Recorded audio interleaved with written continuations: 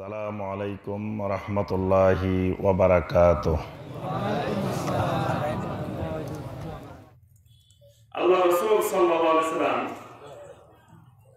সবসময় কোরআনে কারীম নিজে তেলাওয়াত করতেন না, অন্যের তেলাওয়াতও নবী সাল্লাল্লাহু আলাইহি ওয়াসাল্লাম শুনতেন। কিভাবে শুনতেন? নবী সাল্লাল্লাহু আলাইহি ওয়াসাল্লাম তো ইমামতি করতেন, ইমাম সাহেবদের কিন্তু অন্য কারো কোরআন তেলাওয়াত শোনার সুযোগ হয় না, কারণ নিজেই তেলাওয়াত করেন, শুনবেন কিভাবে? আল্লাহ রাসূল সাল্লাল্লাহু আলাইহি ওয়াসাল্লাম ছিলেন কি ইমাম না মুয়াজ্জিন? ইমাম। তাহলে নবী সাল্লাল্লাহু আলাইহি ওয়াসাল্লাম নিজেই তেলাওয়াত করতেন, তাহলে অন্য কারো তেলাওয়াত শোনার সুযোগ নবী সাল্লাল্লাহু আলাইহি ওয়াসাল্লামের হইতো না। কিন্তু আব্দুল্লাহ ইবনে মাসউদ রাদিয়াল্লাহু তাআলা বলেন, একদিন আল্লাহ রাসূল সাল্লাল্লাহু আলাইহি ওয়াসাল্লাম আমাকে হঠাৎ করে বলতেছেন, ইকরা আলাইয়া।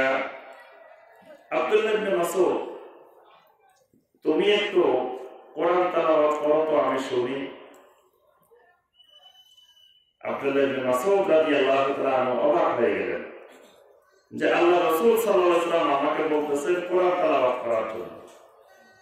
তিনি বললেন, আ'আকরাউ আলাইকা ইয়া রাসূলাল্লাহ ওয়া উনজিলা আলাইকা যিকির। ইয়া রাসূলুল্লাহ সাল্লাল্লাহু আলাইহি ওয়াসাল্লাম, আমি আপনার উপরে কোরআন তেলাওয়াত করব, অথচ কোরআনে কারীম নাযিল হয়েছে আপনার উপরে, কোরআন নাযিল হয়েছে আপনার উপরে, আপনি কোরআন তেলাওয়াত করে আমাদেরকে শোনান, আমি কিভাবে কোরআন তেলাওয়াত করে আপনাকে শোনাব? আল্লাহ রাসূল সাল্লাল্লাহু আলাইহি ওয়াসাল্লাম বলেন, আমি পছন্দ করতেছি, আমি চাইতেছি তুমি একটু কোরআনে কারীম তেলাওয়াত করো, আমি একটু শুনি। আব্দুল্লাহ ইবনে মাসউদ রাদিয়াল্লাহু তাআলা বলেন, কারাতু মিন সূরাতিন নিসা, আমি নবী সাল্লাল্লাহু আলাইহি ওয়াসাল্লামের সামনে সূরা নিসার প্রথম থেকে তেলাওয়াত শুরু করে দিলাম। আমি মনোযোগের সাথে কোরআনে কারীম তেলাওয়াত করে যাচ্ছি, আল্লাহ রাসূল সাল্লাল্লাহু আলাইহি ওয়াসাল্লাম শুনে যাচ্ছেন।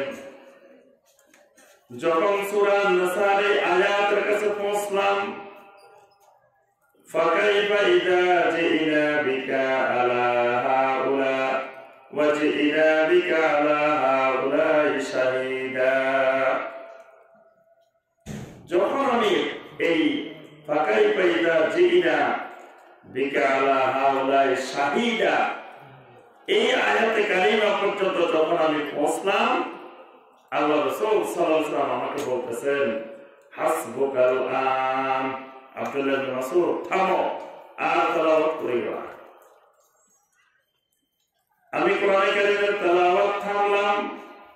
থামার পরে নবী সাল্লাল্লাহু আলাইহি ওয়াসাল্লামের দিকে তাকিয়ে দেখলাম, ওয়া আইনাহি তাজরাফান, নবী সাল্লাল্লাহু আলাইহি ওয়াসাল্লামের দুই চোখ মোবারক থেকে জোর জোর করে পানি ঝরতেছে।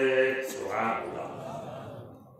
আল্লাহ রাসূল সাল্লাল্লাহু আলাইহি ওয়াসাল্লাম কোরআনে কারীমের তেলাওয়াত শুনলেন, আর দুই চোখ জোর থেকে জোর জোর করে পানি পড়তেছে।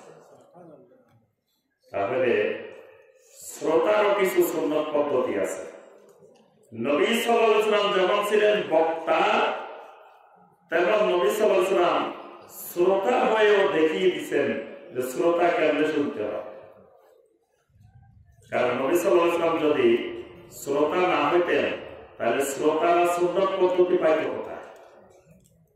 এই জন্য নবী সাল্লাল্লাহু আলাইহি ওয়াসাল্লাম কোরআনে কারীমের শ্রোতা হয়ে দেখাই দিলেন যে শ্রোতাদের আদাব হলো, সুন্নত হলো এইভাবে মনোযোগের সাথে আল্লাহর কোরআন শুনবে, দ্বীনের কথা শুনবে, কথাগুলো শুনবে, আর অন্তর নরম হতে থাকবে, অন্তর বলতে থাকবে, ঈমান রাখতে থাকবে। সুবহানাল্লাহ।